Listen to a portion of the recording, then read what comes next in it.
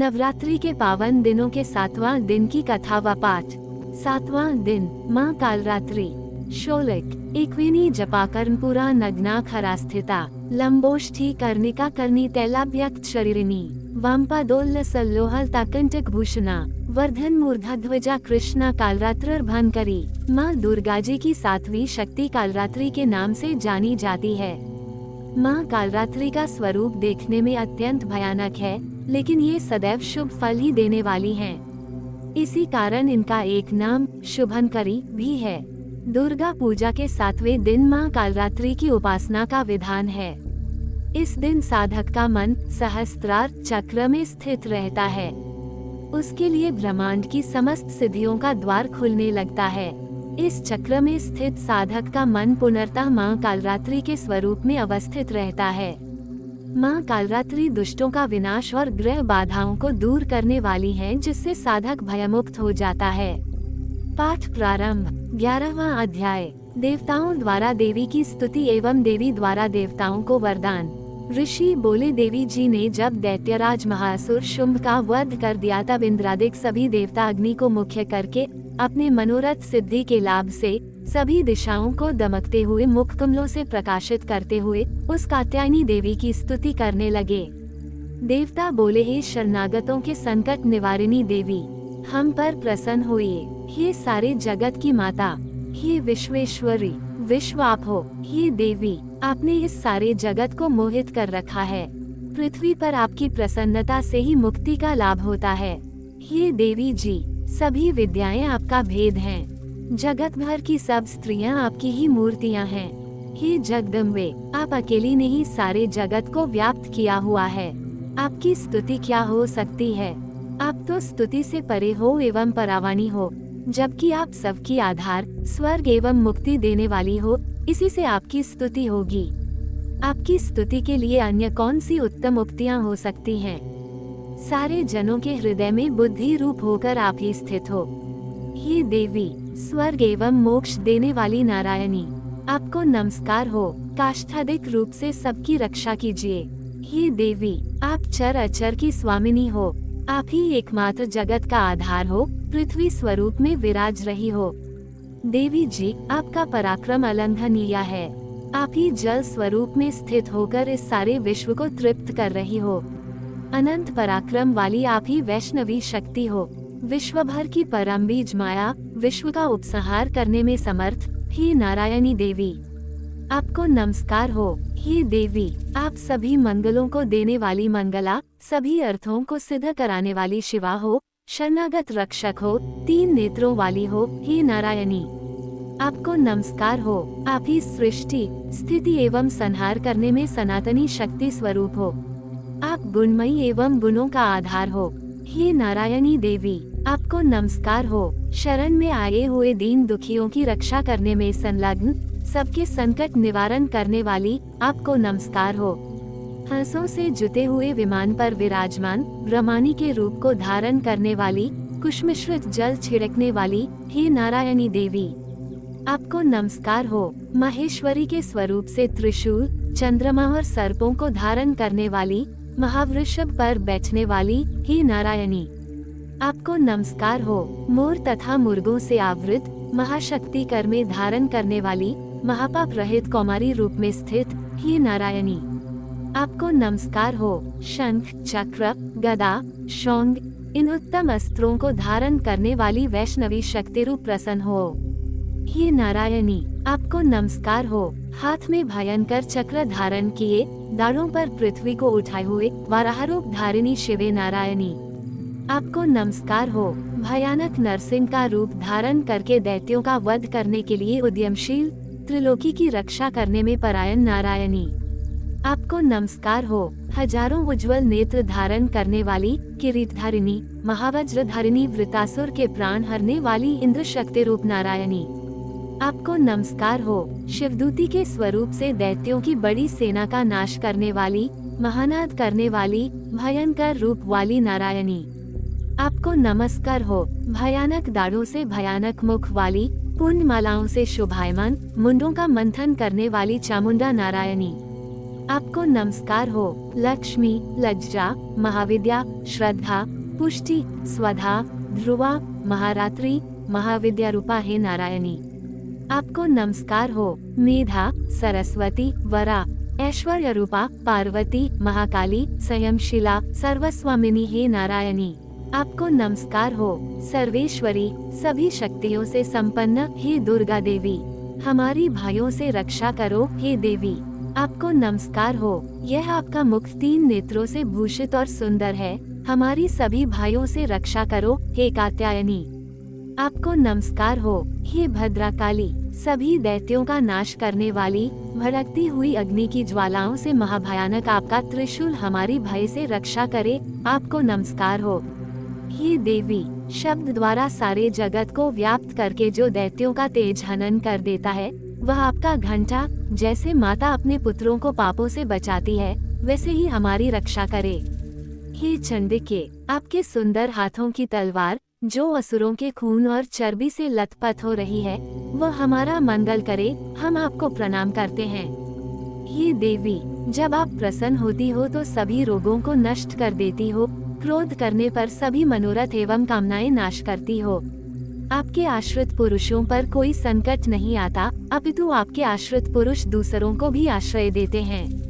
हे देवी, आपने जो आज इन धर्म द्वेषी महादैत्यों का क्षय किया है, वह अपने स्वरूपों को अनेक शक्ति रूपों में विभक्त करके किया है। हे अंबिके, आपके सिवाय और कौन दूसरा ऐसा कर सकता है। विद्याओं में, विचारों के दीपक रूप शास्त्रों में, वेद वाक्यों में आपके सिवा और किसका वर्णन आता है, और न आपके सिवा कोई दूसरी शक्ति है जो इस विश्व को अज्ञान रूपी भयानक अंधकार से पूर्ण ममता रूपी गड्ढे में खूब भटका रही है। जहाँ राक्षस हो, विष वाले सर्प हो, जहाँ शत्रु हो, जहाँ पर डाकुओं का दल आ जाए, वन में आग लग रही हो एवं समुद्र के मध्य में जहाँ कहीं उपस्थित होकर आप विश्व की रक्षा कर लेती हो। हे विश्वेश्वरी, आप विश्व की रक्षा करती हो, विश्वरूप होकर विश्व को धारण करती हो। आप विश्वेश्वर से वंदनीय हो। जो पुरुष आपको प्रणाम करते हैं वे विश्व के आश्रय हो जाते हैं। हे देवी, जिस प्रकार इस समय दैत्यों के वध से तुरंत हमारी रक्षा कर ली, इसी प्रकार नित्य ही हमें शत्रुओं के भाव से बचाए। प्रसन्न होइए और जल्दी से सारे जगत के पाप नष्ट करिए। पापों से उत्पन्न महामारी आदि उपद्रव भी दूर हों। हे देवी, विश्व भर में दुख दूर करने वाली, प्रणाम करने वाले हम पर प्रसन्न हुए। तीनों लोकों के निवासियों से स्तुति की गई। हे मातेश्वरी, सबसे स्तुति की गई मातेश्वरी, सब लोगों को वरदान दीजिए। देवी बोली, हे देवगण, मैं वर देने को तैयार हूँ। मनचाहा वर मांग लो, संसार का उपकारक वर मैं अवश्य देती हूँ।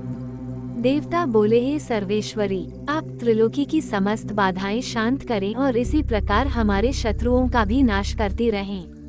देवी बोली, हे देवगण, वैवस्वत मनवंतर के 28वें युग के आने पर शुंभ निशुंभ नामी 2 और महादैत्य पैदा हो जाएंगे। तब मैं नंदगोप की गृहिणी यशोदा के गर्भ से अवतार लूंगी और विंध्याचल में जाकर निवास करूंगी।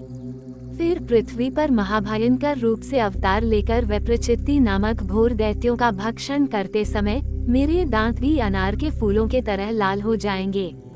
तब स्वर्ग से देवता और पृथ्वी पर मनुष्य मतयों दिन 11वां अध्याय 1 मेरी स्तुति करते समय मुझे रक्तदंतिका कहेंगे। उसके अनंतर जब पृथ्वी पर 100 वर्षों तक वर्षा नहीं होगी, पानी मिलेगा ही नहीं, तब मुनिजन मेरी स्तुति करेंगे। उस समय मैं अयोनिजा प्रकट होऊंगी। मैं 100 नेत्रों द्वारा उन मुनियों को देखूंगी। तब मनुष्य मेरा शताक्षी नाम से कीर्तन करेंगे। हे देवतागण, उस समय सारे संसार को जब तक वर्षा नहीं होती तब तक अपने शरीर से उत्पन्न शाकों द्वारा पालूंगी। पृथ्वी पर शाकंभरी इस नाम से मैं विख्यात हो जाऊंगी। वहाँ पर मैं एक दुर्गम नाम के दैत्य का वध करूंगी। फिर मेरा नाम दुर्गा देवी विख्यात होगा। फिर जब मैं भयानक रूप धारण करके हिमाचल पर रहने वाले राक्षसों का मुनियों की रक्षा के लिए भक्षण करूंगी, उसी समय सभी मुनि भक्ति भाव से नम्न होकर मेरी स्तुति करेंगे। तब मेरा नाम भीमा देवी विख्यात होगा। फिर अब अरुण नामक दैत्य तीनों लोकों में भारी उपद्रव मचाएगा। तब त्रिलोक की रक्षा के लिए 6 पंजों वाले असंख्य जमरों का रूप धारण उस महासुर का वध करूंगी। उस समय मुझे भरामरी कहकर लोग सर्वत्र मेरी स्तुति इसी प्रकार जब जब भी लोकों में दैत्यों द्वारा बाधाएं उपस्थित होगी तब तथ मैं अवतार ध्रुवों का नाश करूंगी। 12वां अध्याय देवी चरित्रों के पाठ का महात्म्य।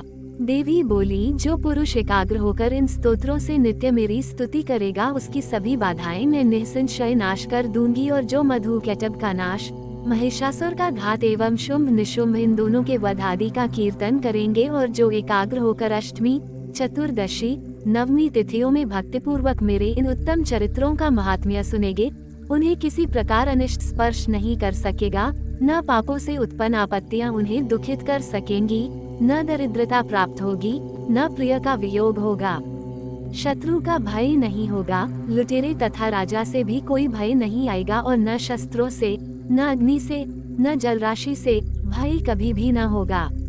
इसलिए मेरा महात्म्य एकाग्रचित होकर पढ़ना चाहिए एवं भक्ति से सदा सुनना चाहिए। मेरा चरित्र परम मंगलदायक है। महामारी से उत्पन्न सभी उपद्रवों को तथा तीनों पापों को मेरा महात्म्य शांत कर देता है। मेरे जिस मंदिर में मेरा यह महात्म्य पढ़ा जा रहा हो उस स्थान का मैं कभी त्याग नहीं करती, वहाँ मेरा सदा सन्निधान रहता है। बलिदान, पूजा, अग्निहोत्र एवं महोत्सव में इस मेरे सारे चरित्र का पाठ करें और श्रवण करें। इस प्रकार विधि जानकर अथवा बिना जाने बलि, पूजा, हवन आदि जो कुछ भी करेगा उसे मैं प्रीतिपूर्वक ग्रहण कर लेती हूँ। काल में मेरी वार्षिक महापूजा की जाती है। उस अवसर पर जो मेरे इस महात्म्य को भक्ति के साथ सुनेगा उसकी सभी बाधाएं निवृत्त हो जाएंगी और वह धन धान्य पुत्रादि से संयुक्त हो जाएगा। मेरी उस पर कृपा होगी, इसमें संशय नहीं। मेरे इस महात्म्य को, मेरी उत्पत्ति की पवित्र कथाओं को एवं युद्ध में मेरे पराक्रम को जो मनुष्य सुनेगा वह सर्वथा निर्भय हो जाएगा। मेरे महात्म्य सुनने वाले मनुष्यों के शत्रु नष्ट हो जाते हैं, कल्याण प्राप्त होता है और कुल आनंदित रहता है। सभी शांति कर्मों में स्वप्न देखने पर ग्रहों की दारुण पीड़ाएं निवृत्ति हो जाती है। मनुष्य का देखा हुआ बुरा स्वप्न सुख स्वप्न हो जाता है। बाल ग्रहों द्वारा पीड़ित बालकों के लिए यह महात्म्य शांतिदायक है। मनुष्य में फूट हो जाने पर यह महात्म्य मित्रता कराने में परम उत्तम है। सभी दुराचारियों के बल का भली भांति नाश कर देता है। पढ़ने से ही राक्षस, भूत, पिशाच आदि का नाश हो जाता है और मेरा ये सारा महात्म्य मेरी सन्निधि प्राप्त करा देता है। पुष्प, अर्घ्य, दीप, धूप, गंध तथा उत्तम दीपों द्वारा मेरे पूजन से, ब्राह्मणों को भोजन कराने में, होम से, प्रतिदिन के अभिषेक से और भी अनेक प्रकार के भोगों पदार्थों के दान से, वश पर जो मेरे अर्पण करके आराधना करते हैं, इससे जो मुझे प्रसन्नता होती है वही प्रसन्नता मेरे इस महात्म्य के एक बार सुनने से हो जाती है। इसे सुनते ही सब पाप नष्ट हो जाते हैं, फिर आरोग्य प्राप्त हो जाता है। मेरी उत्पत्तियों का कीर्तन तो सभी भूतों से रक्षा करता है। युद्ध में वर्णित मेरा जो चरित्र दुष्ट दैत्यों के नाश करने वाला है उसके श्रवण करने पर मनुष्य को बैरियों से किसी प्रकार का भय नहीं रहता। हे देवतागण, तुम लोगों ने जो मेरी स्तुतियाँ की हैं एवं ब्रह्मर्षियों ने जो की हैं और ब्रह्मा जी ने जो की हैं, वे सभी मंगलमय बुद्धि देती हैं। वन में शून्य स्थान पर अथवा वन की अग्नि से घिर जाने पर, शून्य स्थान में डाकुओं से घिर जाने पर, शत्रुओं द्वारा पकड़े जाने पर अथवा वन में शेर, चीता एवं जंगली हाथियों के पीछा करने पर, क्रोध में आकर राजा ने वध की आज्ञा दे दी हो या कैद में पड़ गया हो अथवा महासमुद्र में जहाज पर बैठ जाने के बाद भारी तूफान आ जाए, उससे जहाज डगमगाने लगे, ऐसे अवसर पर घोर संग्राम में शस्त्रों का प्रहार होने लग जाए, सब प्रकार बाधाएं पड़ रही हो, किसी महापीड़ा से व्याकुल हो, इस प्रकार की सभी घोर विपत्तियों से इस मेरे चरित्र का स्मरण करने वाला पुरुष छूट जाता है। मेरे प्रभाव से शेर आदि हिंसक पशु, डाकू तथा शत्रु मेरे चरित्र के स्मरण करने वाले पुरुष से सभी दूर भाग जाते हैं। ऋषि बोले, इतना कहकर भयंकर पराक्रम वाली भगवतो चंडिका सभी देवताओं के देखते देखते वहां पर अंतर्ध्यान हो गई। वे सभी देवता निर्भय होकर पहले के समान अपने अपने अधिकार प्राप्त करके अपने अपने यज्ञ भागों के भोक्ता हुए।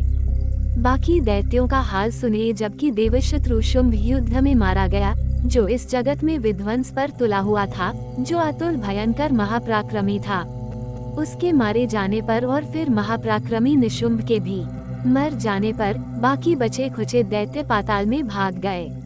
हे राजन, इसी प्रकार भगवती जगदम्बिका नित्य स्वरूपा देवी पुनः पुनः प्रकट होकर जगत की रक्षा किया करती हैं। ये देवी जी विश्व का मोहन करती हैं, वही जगत को पैदा करती हैं, उसी के आगे प्रार्थना करने पर संतुष्ट हो जाती हैं, फिर ज्ञान एवं रिद्धि प्रदान करती हैं। हे राजन, उसी ने ही सारे संसार को व्याप्त कर रखा है। महाप्रलय काल में महामारी के स्वरूप से ही ये देवी ब्रह्मांड भर में व्याप्त हो जाती है। वही देवी समय समय में महामारी हो जाती है, अजन्मा होते हुए भी वह सृष्टि रूप हो जाती है। वही सनातनी देवी समय समय पर प्राणियों की स्थिति किया करती है। मनुष्यों के उन्नति समय में वही देवी घर में वृद्धि दायिनी लक्ष्मी रूपा हो जाती है। फिर अभाव के समय विनाश के लिए अलक्ष्मी दरिद्रता भी बन जाती है। पुष्प, धूप, गंध आदि सामग्रियों से पूजी हुई फिर स्तुति करने पर यही देवी धन, पुत्र, धर्म में मति, शुभ गति आदि प्रदान करती है। प्रेम से बोलो जय माता दी।